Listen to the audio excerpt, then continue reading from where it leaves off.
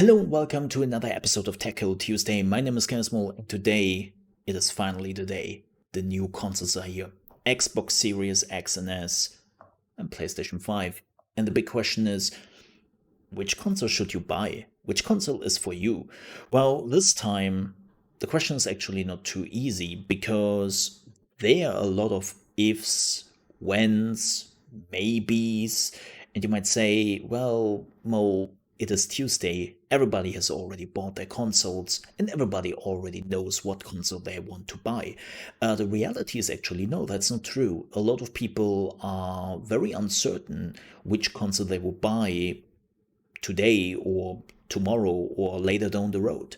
Like, a lot of the people are not really split up in Xbox camps and PlayStation camps. Like, the majority of the people still don't know yet. And I think making the right decision for yourself is important because A, it's your money, and B, you want to be happy about what you just bought, right? So let's talk about the consoles here. The good thing is about Microsoft and Microsoft and Sony, Microsoft and Xbox, yeah, right. No, Microsoft and Sony, that they have actually a lot of choices for you this time. They are both going into some different directions, so it's not just the same thing with PlayStation 5, 4 and PlayStation 3 and then PlayStation 2, right? It was always just an upgrade, and that was basically it. Now with the PlayStation 5, we actually have like two consoles. Yes, I know. The one is just the digital version, and the other one is like the disc version, but it's a choice. The same goes, of course, with the Xbox, where you now have the Xbox Series X and the Xbox Series S, and they are actually different. And the S is also just digital. But between Xbox and Sony, they are also different because they are going in different directions and they're offering you different things. But before we go into detail, let's look at the one thing which everybody is talking about. Let's talk about exclusives. What do we have here? Well, it doesn't look great for Xbox right now. They had some exclusives, but unfortunately, those exclusives got postponed. Halo Infinite was one of them. The Medium was the second one, and well, they're not coming out this year anymore. And then, of course, Microsoft has a lot of new exclusives coming down the road. We know about that, but they are still far off. So if you're looking for a reason to buy a console because of exclusives, Microsoft doesn't really have any right now, which is, of course, one of the reasons why consoles can sell, right? But the good thing is that Microsoft has some other reasons which they can score some points down the road, but we will talk about that later. Now, regarding the exclusives, this time Microsoft looks good though. Microsoft looks good because they now have tons of studios working on exclusives. I mean, they just bought ZeniMax with Bethesda a few weeks ago, and they bought many other studios. And if you're an RPG fan, Xbox is definitely a platform to look out for. Now, I know what some people might say at this point, but Mo, I just buy it on PC. All those things are coming out on PC. I don't need an Xbox. See, here's the thing. That is a complete legitimate point. But a lot of people don't have that luxury. A lot of people have to make the decision, and a console is a cheaper decision in the end. So, totally understand that. If you say you already have a gaming PC, well, the answer what you want to grab is pretty simple. You will probably go with the PlayStation and that's it. But there are still tons of people out there who want that Xbox or who don't want to upgrade their gaming PC or something like that, right? Like, there are a lot of reasons why people don't have an Xbox or why they still want an Xbox. So let's put that aside. I know that exists. I know that those games are coming to PC. But if you're really just a console player, Microsoft has tons of exclusives which are coming, and but they will take some time. I wouldn't be surprised if we don't see any of the already announced exclusives till the end of 2021. So patience will be a thing here for Xbox. But let's look at Sony. Let's look at PlayStation. How do they look? Well, they look a little bit better, thankfully. They have a few exclusives. They have, of course, Bugsnax. They have Godfall. They are timed exclusives, though, and they're also available on the PC. I have to put a note there. And then they have, very important, Demon Souls, the remake. And yes, I do count Demon Souls, the remake, actually as a new game because, let's face it, Demon Souls didn't sell well on the PlayStation 3. It did not at all. And Dark Souls was then, of course, the game who just pushed the Souls genre into the world, and people were just flocking around that game. And they were like, oh my god, Dark Souls, that is so amazing. But Demon Souls actually didn't do well. So most people who will now play Demon Souls on the PlayStation 5 will probably play it for the first time. And because of that, I see it more like a new release. Then, of course, we have Spider Man, Miles Morales. Yes, I'm pretty sure that game will be great, but it is more like an expansion. So it is an exclusive. It is available for the people who love Spider Man. This would be amazing. So I still count it as an exclusive, which is available at launch. And yeah, with that, Sony definitely has more exclusives. But let's look into the future. And when you look at that, we have Horizon Forbidden West, and we have God of War 2. Like God of War 2, I will be completely honest here with you. I'm not expecting God of War 2 next year. I'm expecting it the earliest in 2020. So don't hold your breath for that game. Like the teaser they put out, there was like some Elder Scrolls teaser. Like, hey, we are working at the game. And everyone is like, shocker. Yeah, we knew that, but cool. But yeah, don't expect anything there. Again, we have Horizon Forbidden West, we have Ratchet and Clank. Both of those games are coming, and Sony has already confirmed that more in the second half of 2021. So you still have some good time before those games are actually hitting the market. And at least Horizon will also come out on the PlayStation 4. So that's important to note. But I'm actually kind of curious to see what else we will see from Sony. Like, they have some IPs, but in comparison now to Microsoft and to Xbox, in the long run, Xbox has more. It's just how it is. Like, the numbers are totally for Xbox at this point. Does that matter? No.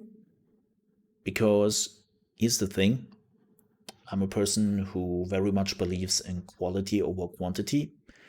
And when Microsoft is just throwing exclusives at me, where I'm after the third exclusive sitting here and be like, oh my god, make it stop, please don't. I hope that's not the case. I hope. But yeah, they give me the quality and then I will judge. And we will see how that goes. But Microsoft definitely has more exclusives now. We will see, of course, that can change. Sony still has the chance to buy some studios here and there if they so desire, or get some like exclusives. But yeah, we will see. Like that is something I cannot predict. Like nobody can really predict. We will see exclusives on both consoles, and I hope they will be amazing. Now, let's talk about the hardware itself, shall we? No, we were not talking about like how effective they are. We will see that over the time. But what I really want to talk about is the SSDs. So the SSDs are one of the big things which are coming with the Series X and S, and then of course the PlayStation 5, right? And I'm a little bit worried. So they're using NVMe 2 drives, which are very fast. They're not your standard SSD. Like if you're using them on a PC, you have directly linked them on your motherboard. Like you're not using like a cable or anything. It's like really you have to put them directly on your motherboard. They're super fast, but the problem is they're super expensive. And both the PlayStation and the Xbox don't have that many storage space, and especially the PlayStation with only 667 gigabyte of storage space. Let's all agree here, that is not a lot. Keep in mind, the new Call of Duty will take up about 250 gigabyte. Like, your storage is going down the gutter very quickly. And right now, Xbox is doing better there because, well, they have a little bit more space. But most importantly, you can just buy more storage. You can just buy a storage extension card, which will cost you around $220.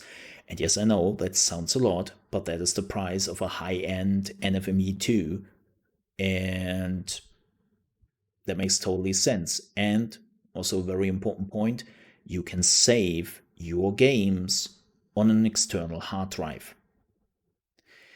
Now, PlayStation, though, on the other hand, has a problem. Like later on, they will allow you to just buy an NVMe 2 drive, and then you can build that in your own, and then you can basically use it as an extension storage device. Problem is, Sony made it clear a few days ago that there is no NVMe 2 drive available right now on the market they support. So if you want to upgrade your storage, you can't. You just can't. And you have to wait till Sony is telling you which stuff you can buy. And especially if they are waiting for the next generation of NVMe 2 drives, that would be expensive. Like NVMe 2 drives are now much, much cheaper than they have been over the last few years, but they are still expensive. So I know I see a lot of people who always say that Sony's solution is the better one because they can just like buy the cheaper option. But if Sony is limiting you to the high end stuff, it will not really get that cheap. And the next important thing is, and this is something I really don't understand, you cannot save your games on an external USB storage. You can't. That doesn't work. It might work down the road. They said that they will add a feature which will allow you that later down the road, but they don't say when exactly. So that can be in 3 months, 2 months, 6 months, in a year. We don't know. But right now, there's no way to extend your storage on the PlayStation. So you have to roll with that. And I find that not really acceptable, to be honest. Like, you want that storage capacity and you want it quick. So I hope that Sony is quick. And this is just a matter of a week or two and not months. Let's talk about the next big thing. Let's talk about money. No, I don't want to talk about your money. We don't also talk about my money. We talk about the money you have to spend for the console. So we have the cheapest option for $300, and that is the Xbox Series S. And then we have the PlayStation 5 All Digital Edition for $400, and then the Xbox Series X and just the PlayStation 5 for $500. Now, price tags are very important. Right? A lot of people are hurt. Corona has unfortunately done a lot of damage to a lot of economies out there and to a lot of people. So $400 might not sound much for a lot of people, but it is for a lot of other people. And so having a $400 version for the PlayStation 5 and a $300 version for the Xbox Series S is just fantastic. Great idea. So it really comes down, how much money do you have available to you? And I will be completely honest, the Xbox Series S is just crazy. Like, we have now seen videos where Watch Dogs is running on with ray tracing on the Xbox Series S, upscaled 4K and, well, 30 FPS, but it looks fantastic. It runs without any issues, it looks fantastic, and that is $300. You will not find a single gaming PC out there who will give you that performance for that money. Hell, there is not even a GPU, a graphics card, available on the market right now for $300 alone. Who can do ray tracing?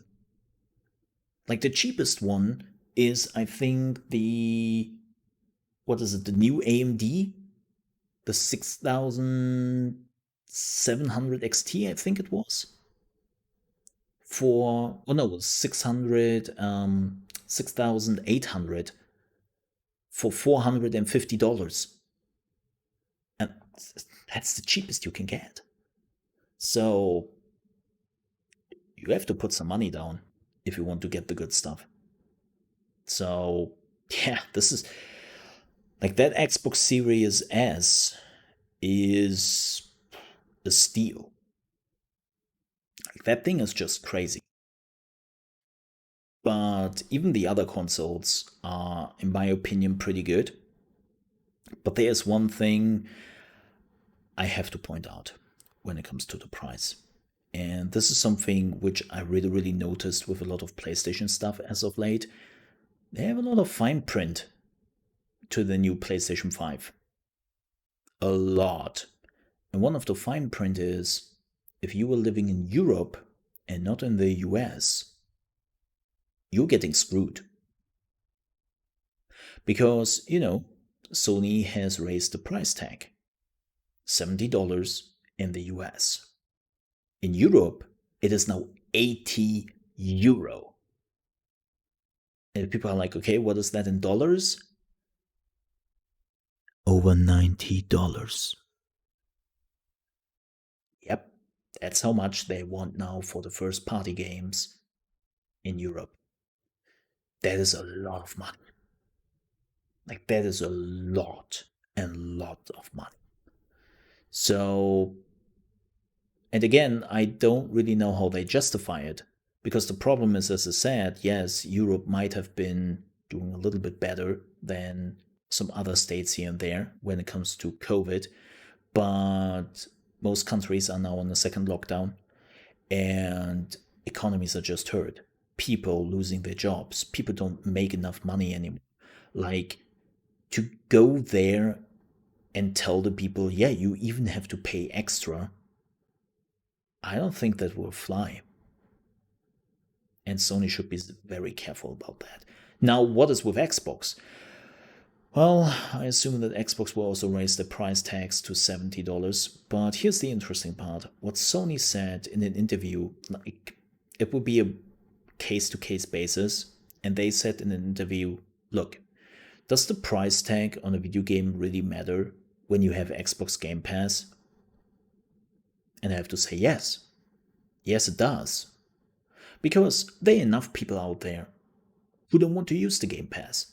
There are so many reasons why somebody doesn't want to use the Game Pass. And I'm using the Game Pass. I think it's fantastic. I don't mind. But millions of people out there don't want to use the Game Pass for a reason. And those reasons vary quite a bit. So to go there and tell those people, well, when you don't like it that we are raising the price tag higher and higher and higher, just switch to the Game Pass. Because that looks a little bit forced. It's like as if you were trying to force the people on the Game Pass. And that is not really the picture you want to create here. So I disagree with that sentence. I disagree what the person said from Microsoft. And I just I just hope that this is not the plan in the end. But right now, yes, I admit, Microsoft at least has an alternative to that high price tag. Sony doesn't. So even though Sony, on the first look, looks like they are holding back with the price, there's a lot of fine print which later down the road might make you pay more money. Like, it is what it is.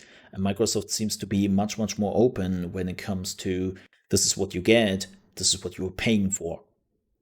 I don't really want to say that Sony is trying to deceive you. I know some people would say, wow, they're trying to deceive me. I'm not sure they are trying really to do that. It also seems like they are not 100% sure what they want to do themselves. So it looks a bit weird right now, but I hope they can figure out most of their issues. And yeah. So that brings us more or less to the end of this. Which consoles for you now? All it comes really down how much money you have, which exclusives you want to look forward for, and of course, where your friends are playing on, and what you already have in your living room. It's not that easy to determine anymore. I understand that, but I think it's still easy enough. Like, just look at your wallet, right? Look at all the money they would take from you, even over time. Decide which exclusives you want, and then go for it. Thank you so much for watching. Hope you enjoyed this. If you're on your way out, you might want to hit the like button if you enjoyed the video.